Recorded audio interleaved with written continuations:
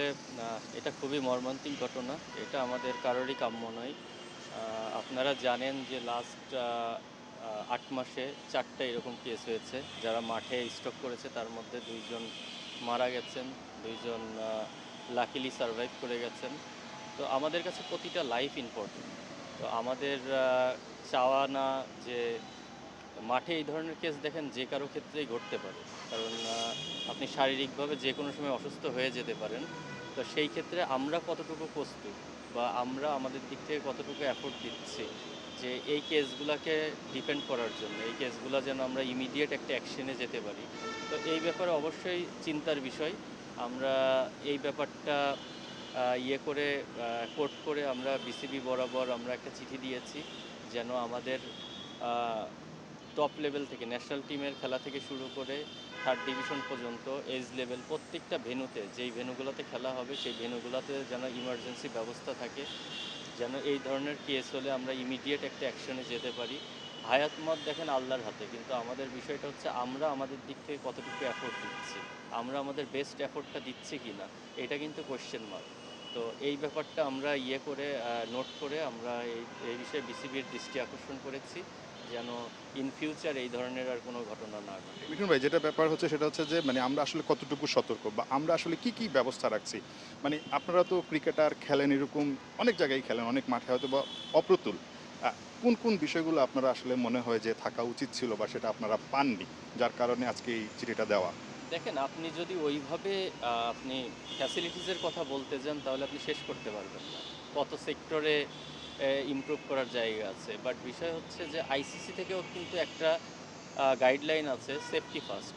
তো আমাদের লাইফটা সবচেয়ে বেশি ইম্পর্ট্যান্ট। আপনি খেলতে যেয়ে এই ধরনের কোনো ঘটনা ঘটবে এটা কেউই কারোরই কাম্য না। ইভেন আপনারা যারা নিউজ করছেন, রাতের পর রাত জেগে অক্লান্ত পরিশ্রম করছেন, আপনারাও দেখেন মাঠে যে কোনো সময় অসুস্থ হয়ে যেতে পারেন। এটা যে কারো ক্ষেত্রেই ঘটতে পারে। তো জিনিস হচ্ছে আমাদের ক্রিকেট মাঠ বা ক্রিকেট রিলেটেড কারো ক্ষেত্রেই এই জিনিসটা কাম্য না।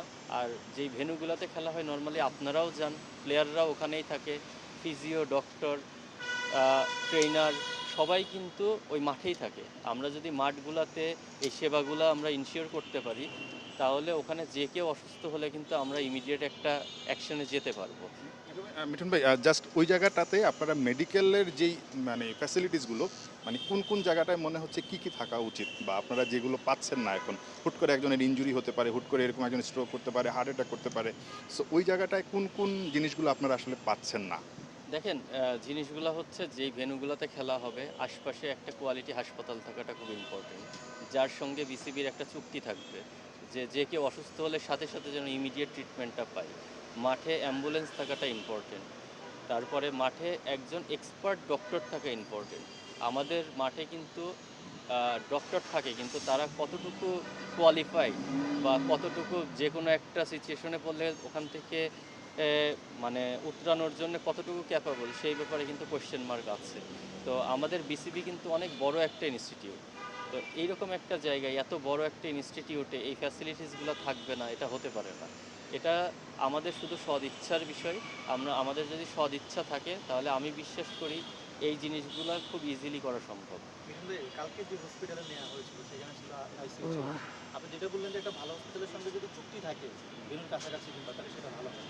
এটা অবশ্যই এটা নিয়ে একটু যদি বলেন যে কোন ধরনের ফেসিলিটিস আসলে আপনারা চাইতেছেন যে না হসপিটালে? দেখেন, কালকে যে বিষয়টা হয়েছে যে উনি হচ্ছে স্ট্রোক করেছে। তো স্ট্রোক করার জন্য আমি যতটুকু জানি ২৫০ বেডে নিয়ে যাওয়া হয়েছে। ওইটা একটা সরকারি হাসপাতাল। তো ওখানে পেন অ্যান্ড পেপার আমি যতটুকু ইনফরমেশন পেয়েছি যে ওখানে আইসিইউ, সিসিইউ সব কিছুই শো করছে। কিন্তু ওখানে কিন্তু ওইটা সরকারি হাসপাতাল। সরকারি হাসপাতালের অবস্থা আপনারা জানেন। ওখানে নিয়ে যাওয়ার পরে কিন্তু দেখা হয়েছে ওখানে কোনো ফ্যাসিলিটিই নাই।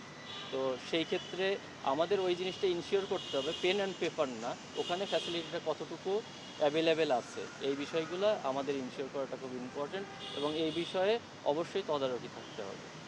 থ্যাংক ইউ ভাই। Thank you.